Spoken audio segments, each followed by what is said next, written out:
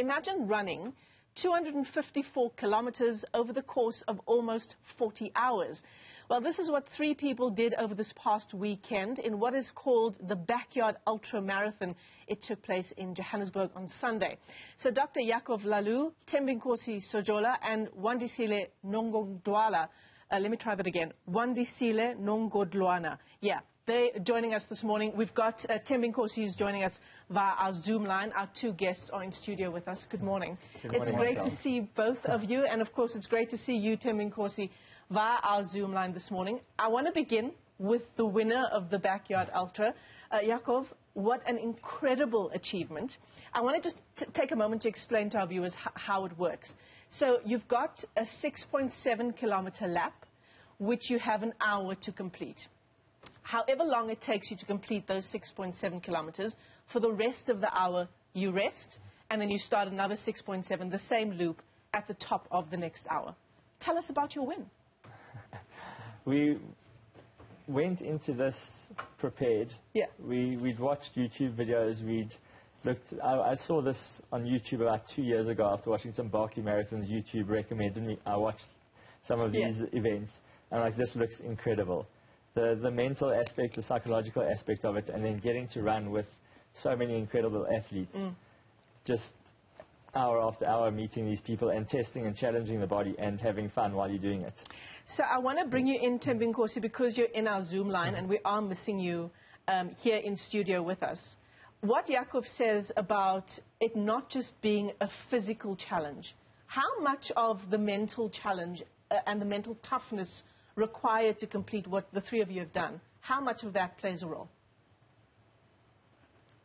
It requires a lot of mental toughness, of which it means that you need more support from the people that are seconding you to be able to run. Otherwise, if you were on your own, you won't be able to push through. Otherwise, really, it takes a lot on your body, and it requires you to be very, very strong. And it teaches you a lot about life lessons as well, because there are times in life where you feel like you can't go on anymore, but if you just keep pushing, and then you will surely move forward and get to achieve your goals. Yeah, absolutely. Wandisile, I want to bring the discussion back into studio while we fix your microphone. You came 3rd in the 3 of you. You ran 36 of those laps. That translates into 241 kilometers. In fact, just a little bit over 241 kilometers. How was it for you? Look, for me, it has been a journey of being with amongst the most incredible people, you know. I mean, I had lots of fun. I've met a lot of people. I've met a lot of friends, you know. And what's amazing about it is that there are people who are not coming to the race because they were racing, but they were just there to support us. And for me, that really made a huge difference, you know.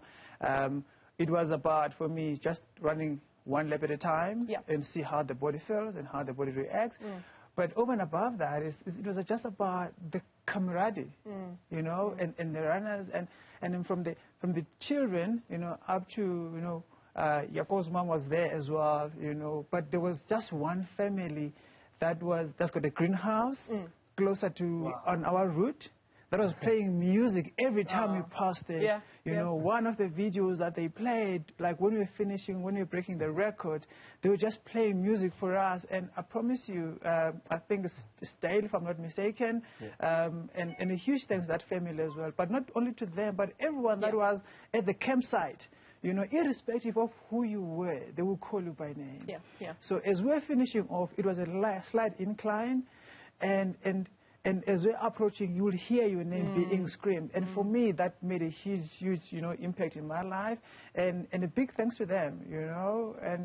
And for me, it's just enjoyment, healthy, and God's grace just to be able to do such kind of races. Truly. So I was at the race as well. I managed to do 5 rounds. And, you know, my experience, it doesn't compare to yours at all. But I mean, you do get to, you can't think of it, for me at least, I couldn't think of it as wanting to do 32 kilometers. it's taking it one round at a time. Yes. Correct. Isn't it, Jacov? Correct. And that's exactly the nice thing with this race format, is that it's not about the winner. It's not about who goes there to win the race. Everyone that goes there to take part is pushing themselves to whatever their limit is. You go, you get to that start line every hour, you go do your 6.7 kilometers, and you see how far you can go. The aim was not to get to a certain number or to break any records or to win the race. It was, I mean, I would have been happy to be the second or third guy if I could help someone else get to what their limit is. That was the whole thing. It was about helping each other. This is not a race where you go to compete against each other. You want to beat the other guy. You actually need each other. The race is over when you're the last person left. So you don't want the other people to drop out. Yeah, absolutely. Having said that, all of us were watching the Delta Backyard Ultra page and the timing, and we sort of saw it go from the last 10, the last 5, and then it was the 3 of you guys, the last 3 on the race. So what you've just said, Jacov, about it not being about the winner. Having said that, okay, what was going through your minds in those last 3 laps, let's say, because you ran 36, 37, and 38 laps, respectively. What was going through your mind in terms of wanting to be the last man standing? At that stage, it was hard. I was thinking, we've been going long. I'm not sure how much longer this is going to go. So now the strategy changes slightly. I'm going to do a faster lap, get a bit of rest, and then take it from there, and then work out. We had a plan, so then I took out the music because I was thinking, how am I going to get through this next night? So it was just a matter of carrying on. I knew there was no rush. We were still making it well within the hour, so I knew that wasn't a problem. And it was just a matter of keeping on going as long as we could. Yeah, Tembinkosi, you did 37 rounds, 248 kilometers. In those last few laps, and I mean, this is given that you've now run through one night, through Sunday night into Monday night. You were now running on Monday night as well. Tembinkosi, what was going through your mind in those last sort of 4 or 5 laps? On those last laps, for me, as I was still making it in a good time to get some rest and eat and hydrate. My actual goal was to go over 40. So I even mentioned it to Jacov that can we please push it over 40. Up until then, the incident happened to me that caused me to stop. So yeah, my aim was to push a little bit further more, but I just couldn't. But it was playing on my mind every time that, okay, well, especially when Wandisile dropped. So it was like me and Jacov now to push for it.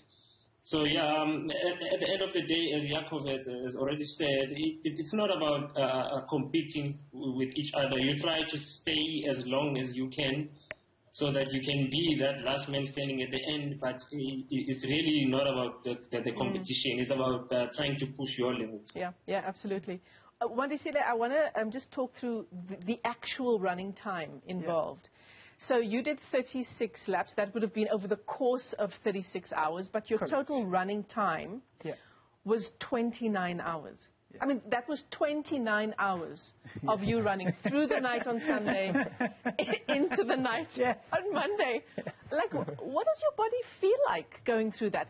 Never mind the fact that you haven't slept. So there's a couple of things. Okay, so you see 29, right? But then the 29 hours is built up of 1 hour at a time, right? I'm going to tell you what was when I went there, right? Number 1 was, let me see if I can get to 21 kilometers. Right? Which I did. And then that's when I wore my Boston Marathon. I told my friends. That's where I did my PB at Boston. So I wore my Boston Marathon. Right? And then from there, when I did 42, then I wore my New York Marathon. That's where I did my PB for the New York Marathon. And then the next goal was about 100 kilometers, which is 15 laps. Right? And then I said, I was saying to Martin, who is a race organizer, I said, if I go to 24 laps, which is, in fact, 24 laps is going to give us 100 miles. Then I'm going to wear my washi jacket because I did 100 miles. So for me, it was never about, let me go to 36. It was just, I had small milestone. And then from there, I was even telling Tembinkosi at some point that I want to break my own record, which was 31 laps. Right? So 31 came. And then from there, the board was like, okay, you know what? When have you been running? Quite a lot. You've been running quite a lot. You've been running for a minute. Yeah. And literally, I mean, and then that's when you see your body, actually, things that you never thought of aching. I mean, my foot. I mean, I posted on my Instagram how my foot looked, you know, because remember the conditions, it was wet. There were muddy puddles and stuff like that. At some point, we were so much like, oh, okay, you know what, I can run around the muddy place and all of that. And then you decide, you know what, let me just go through it. But because you're adding meters, aren't you, by running around the muddy puddle? And then one day you just tired, like, you know what, I'm going through it. I'm just going to, you know, I'm tired. As a result, my feet, like they were so wet and stuff. And I mean, thanks to the guys who were there as well, who gave me help at the end. I had friends that came over to support me, you know, taking up. It was even difficult to untie shoelaces and take off the socks and change those, you know. And it was people, you know, that came through. The Kama family, the Idens and them. And the one lady who came who was a physio that I didn't even know, who gave me a rub, you know, towards my 36 lap. You know, I feel bad because I think it was 2 laps before I dropped off that I got that, and then I dropped off. I should have gone longer. But like you say, it's about the community, isn't it? And that's what running is about. It's about that running community. And just one thing, I mean, before you go on, and also it was not about. You need to have a plan on terms of when you're going to hydrate, what you're going to eat, and when you're going to eat. At some point, for me, for example, I'll eat during while I'm running, you know, have a toast while I'm running, because my resting time was not going to be enough for me to have solid food. For example, I would finish about 52 minutes. That give me 8 minutes to rest. 8 minutes fly by. But then, when you're tired, a 10-minute nap. I mean, one of my pictures, I was like... Really? Actually, that was my next question to both of you. Were you able to take power naps? I did. Oh, wow. Yeah. 5 minutes is a long time, I'm telling you. And they're playing music, and I go, and I dreamt. I did. I did. You got into a REM cycle. No, I did. So what I'm trying to say is that during that whole time, you know, you go through so many emotions, and your body, you know, you end up understanding your body more. But I mean, the fact that there were so many people were there to support us, that made an incredible difference. I mean, you know, hydrating, and I mean, the race organizers made sure that at the end, I mean, there was big hydration, you know, there was nutrition at the end that you could tap into. But even people were offering, what can we give you? Yeah, that kindness of the racing community. Jacov, what does your body go through in this kind of ultra running? Because it's unique, isn't it? It is unique, and I was reading something someone sent me, I think it was yesterday, to say that the difference between running fast and running slowly, because you're going further, makes a big difference. That running like we usually run, when we run faster, it breaks down the body. If you get the pacing right for this sort of race and take it slower, it doesn't do as much damage to the muscles, and you can go further. Sure.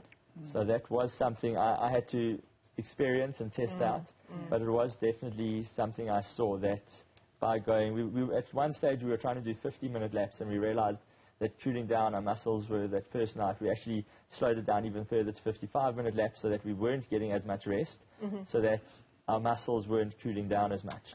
And that first night also, I was going to try and sleep a bit, and I couldn't, so then I thought, okay, well, if I'm not going to be able to sleep, I might as well just go slower. But listen, congratulations to all of you. Just such an incredible feat. 254 kilometers, actually 254.8 kilometers, run by the winner of the Backyard Ultra. And I think a new record in South Africa has also been set. Congratulations to all of you, and thank you so much for coming into studio. You too, Tembinkosi, who joins us via our Zoom link this morning.